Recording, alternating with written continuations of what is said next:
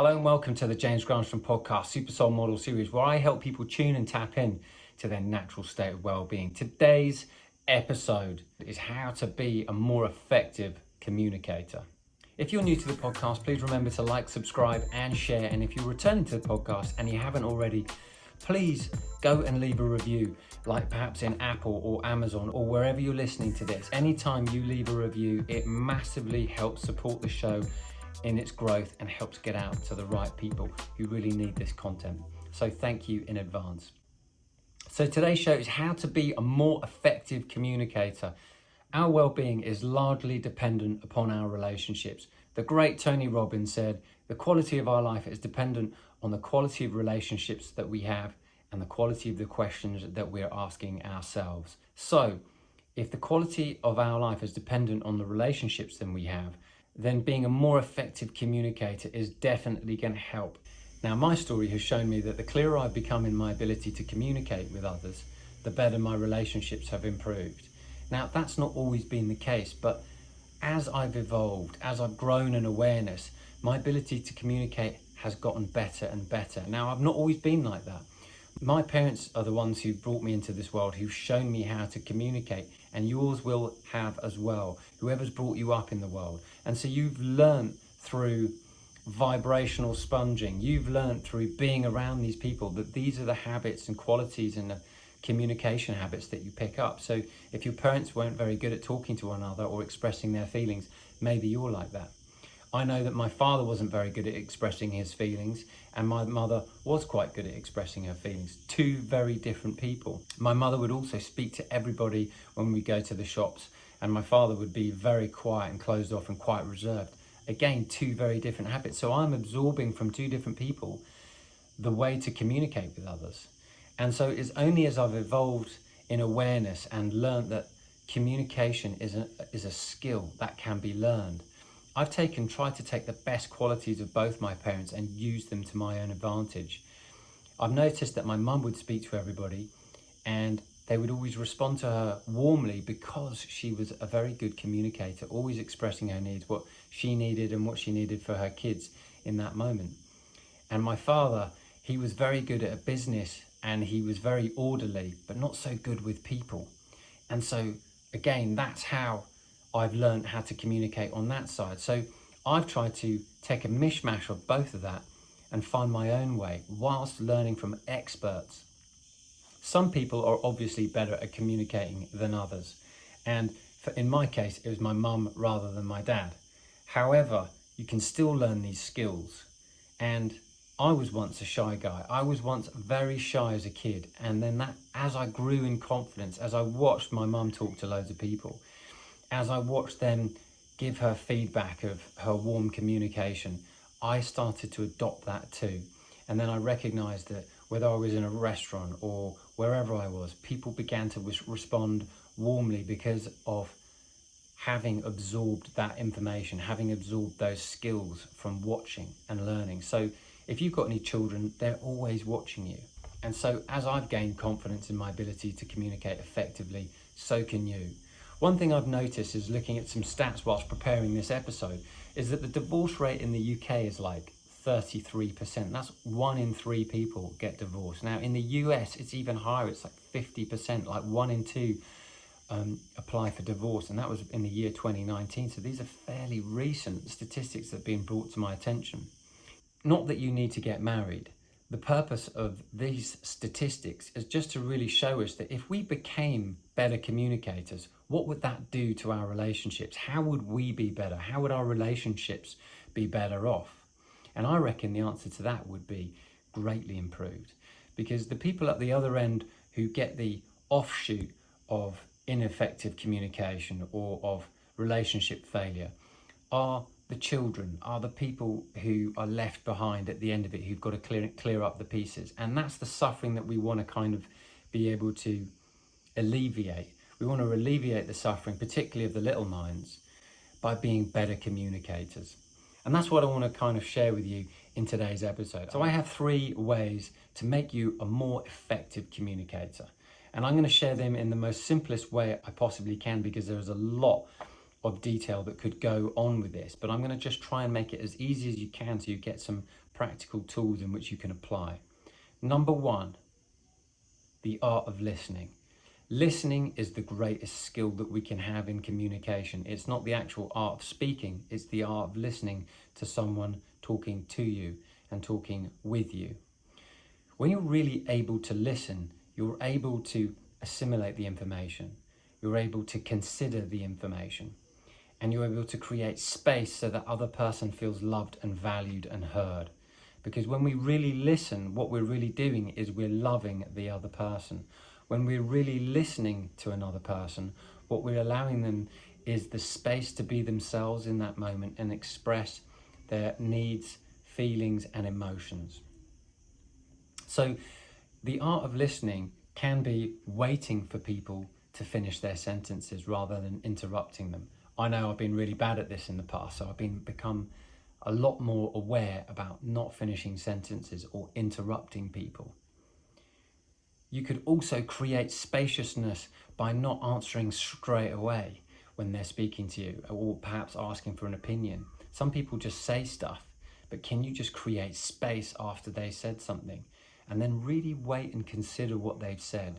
The Quakers, a religious group in the US, have this wonderful saying, which is, we don't say anything until we're quaking, which means that the divine is kind of erupting within us, wanting to say something, to speak.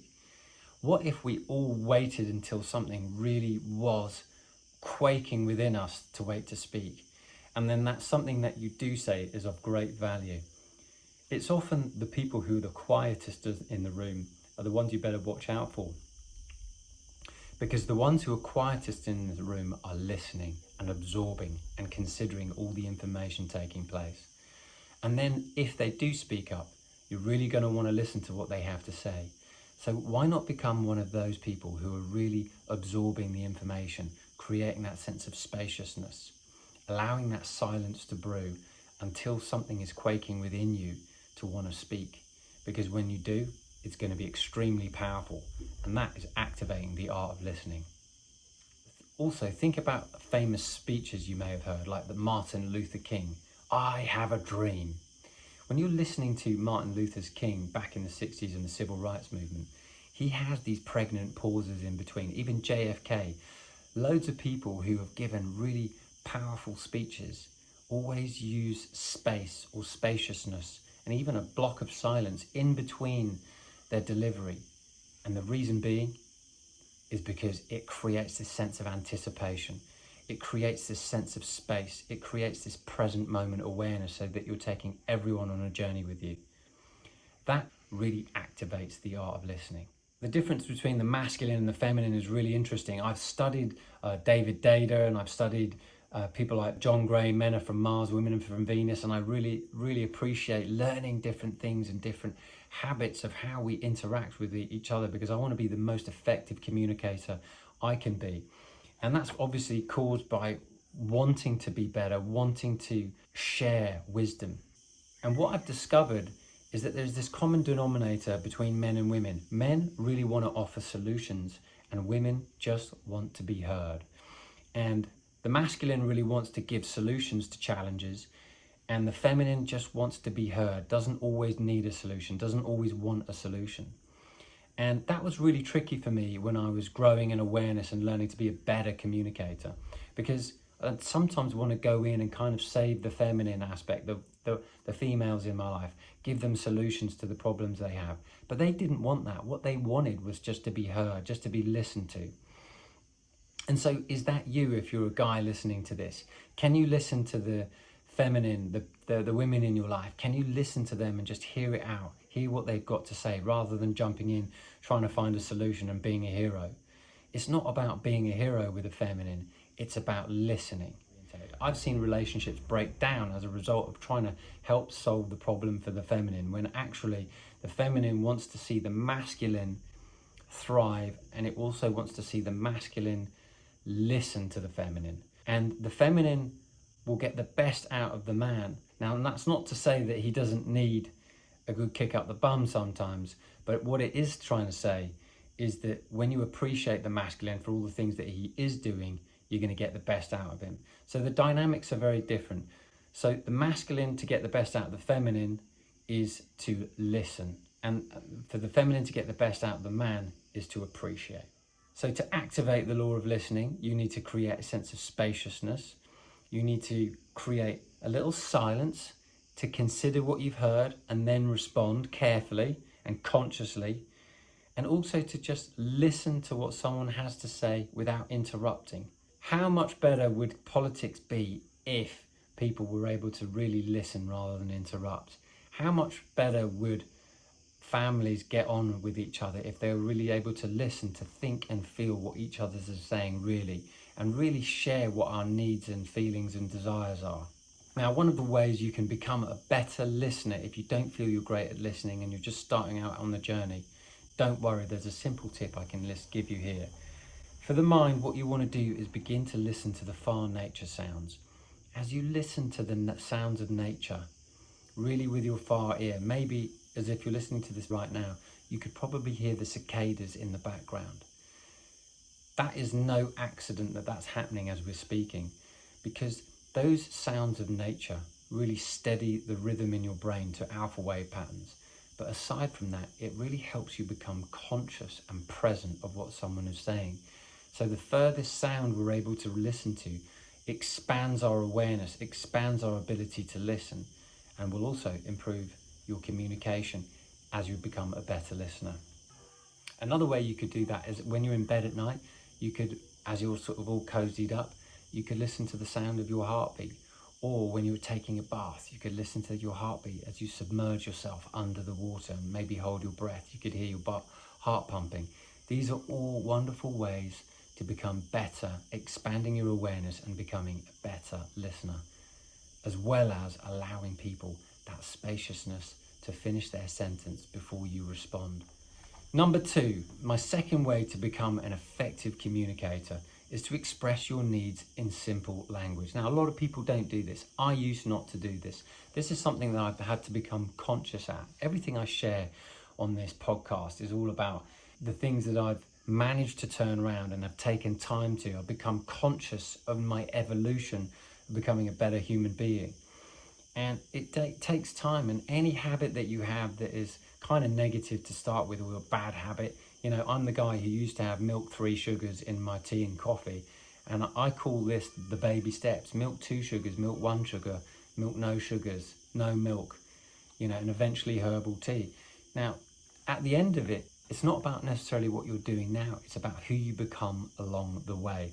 So as you're evolving in your awareness, as you're evolving in consciousness, I'm hoping that this podcast is giving you a little bit of light on your way. When you express your needs in simple language, you're creating honest and open communication.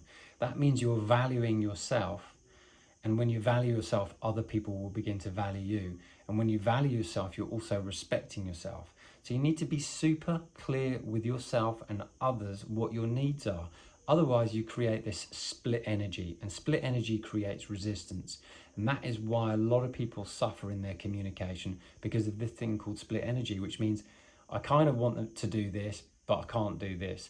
There's always a but in between this sentence. If you take that but away, you've got single-minded focus, which is good communication.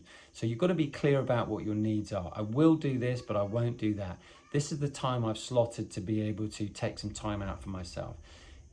So when you're speaking to a partner, you could speak to your partner in a certain way, which is saying, just so you know, at the beginning of the day, I'm taking 20 minutes out to do my meditation. Now, I'm going to try and get up before the kids get up. So that space is mine in the morning.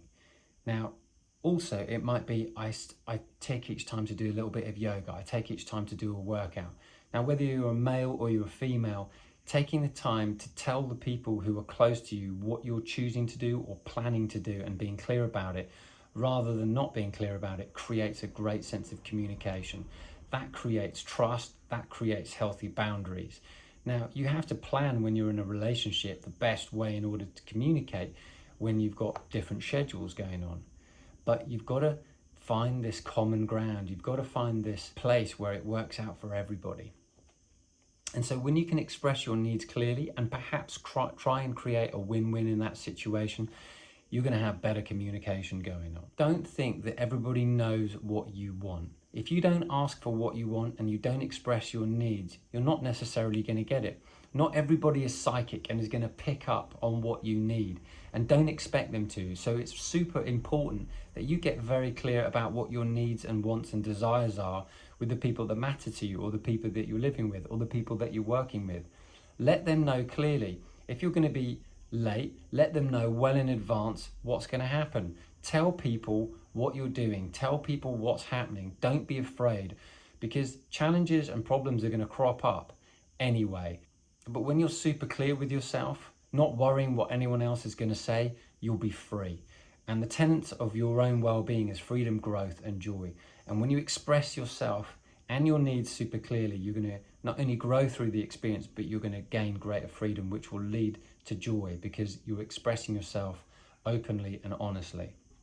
The other day, I was saying to my mum, maybe we should go for a walk a little bit later.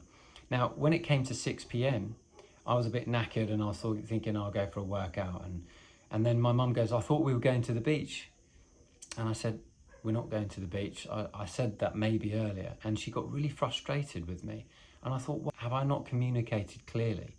And the answer to that is no, I hadn't expressed myself clearly, but I also hadn't been listened to clearly, because it was just an idea. So I asked my mum, I said, if this ever happens again, would you be kind enough to just let me know that that's something that you really want to do, rather than it just being something hearsay?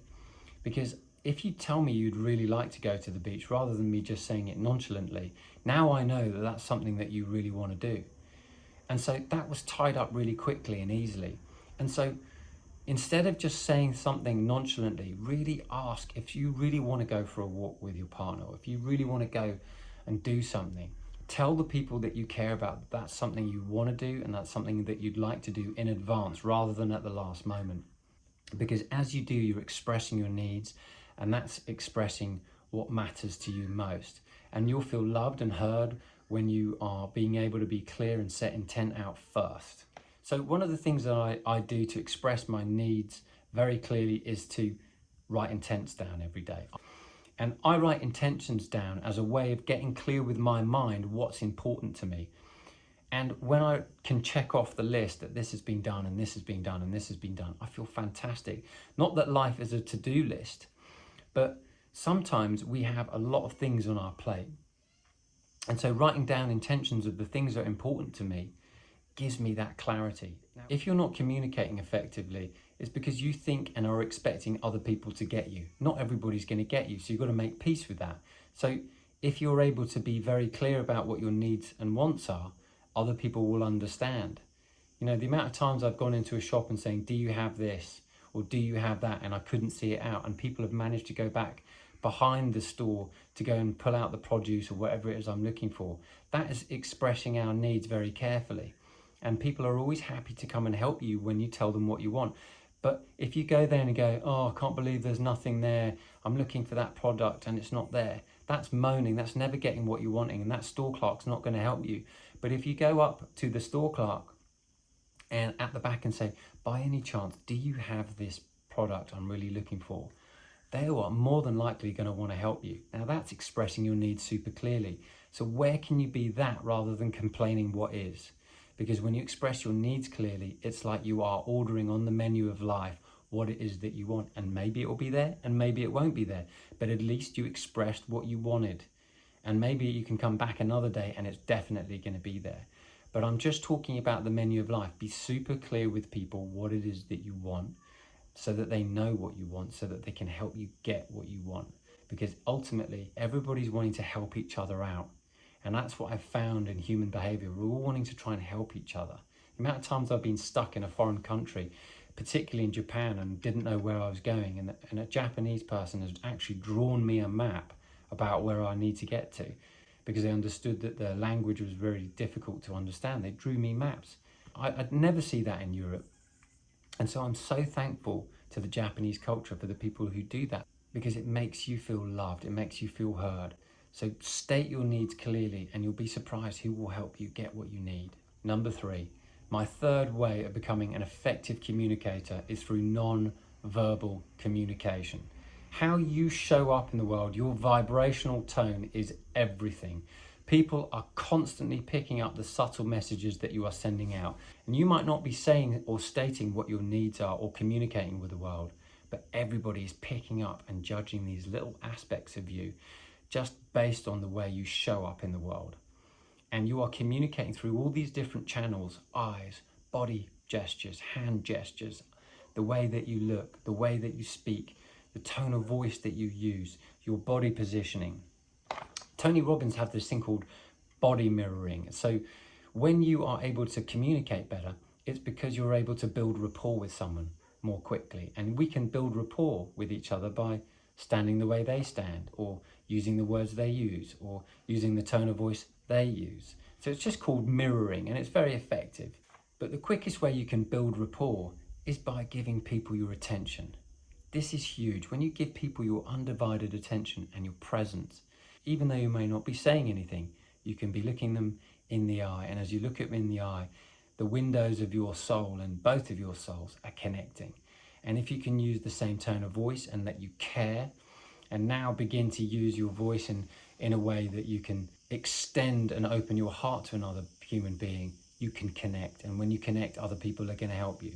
You're always communicating and people are always watching you. So the way that you turn up in the world is always being communicated to the rest of the world with the eyes who are watching. So when you have people come around to your home communicates how you look after yourself, how organized you are or how disorganized you are.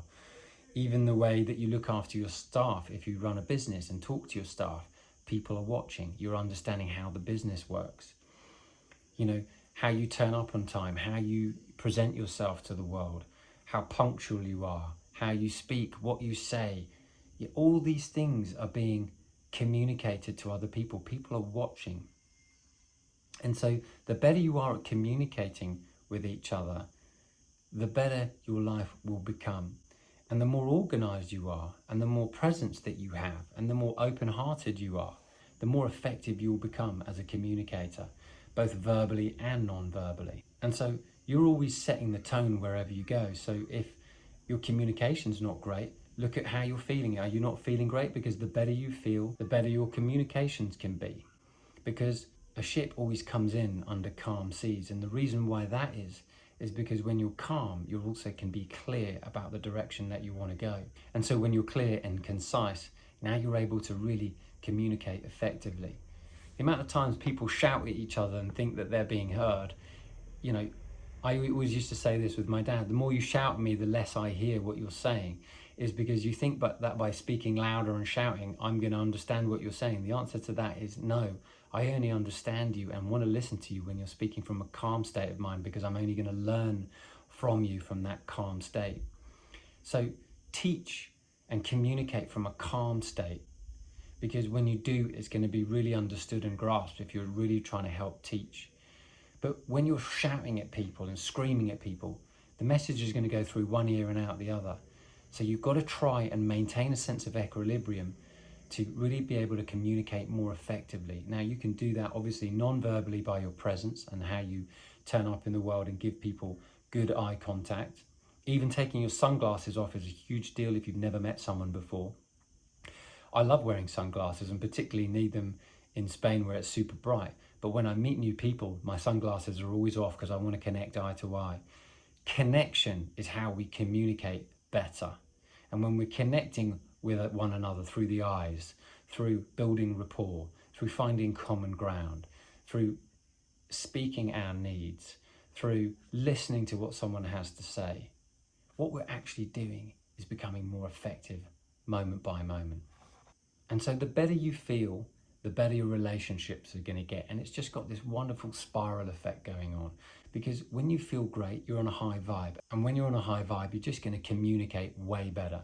And when you're on a low vibe and you're trying to communicate, it's really best that you set some healthy boundaries. It's really best you go and get some self-care, because the clearest, happiest, most relaxed people dictate the mood in the camp. This is how we get the best out of people. Managers are always clear about their intent, really clear with their player what they have to do when they're on the field. And we need to also be clear with other people who are in our lives. People who are really uptight are uptight because they're not being able to express themselves clearly, and they're not setting healthy boundaries, and they're expecting other people to do things that they don't do. And that's because they're complainers rather than appreciators. So if you want to get the best out of people, appreciate them and then tell them a positive critique so you can communicate really clearly. Because you need to communicate by appreciation first, and then perhaps a critique in which you can be able to say, hey, had you ever thought of doing this? Had you ever thought of doing this? You need to appreciate first, and then maybe offer a critique, and then appreciate again. So it doesn't feel like it's like this heavy laden message of concern and worry, and that you're doing everything wrong. Because I guarantee most people are doing the best they can. Now, this is going to be hard for me to say, but I'm going to say it anyway. Forget fashion and go for connection, because that's really ultimately what we want to build. We want to build connection with other people. We can build connection with the way that we dress, but we want to build connection heart to heart. And when we're doing that, we become greater and more effective communicators. And what if that could actually help improve the quality of your life and also the people that you care about too, because you became a better communicator? I hope you've enjoyed today's episode. I hope you got some great value from it. And I hope there's an idea in here that can make you think differently and turn a switch and turn that dial so you become a better communicator. Communication is a huge subject, and I've done my best to really simplify it here. But if you have got some value from this, why not head over to Instagram and let me know what your main takeaway was. If you don't already, follow me on Instagram and let me know what your main takeaway was. Because I love to hear from you, and I love to see what's working for you. Because when I hear what's working for you, it kind of encourages me to want to go, right, what other good tips can I share with you that are really effective and powerful? Thanks as always for listening to the show. And if you haven't already, please remember to like, subscribe and share and leave a review to support the show. And until next week, I wish you a wonderful week ahead, and green lights all the way.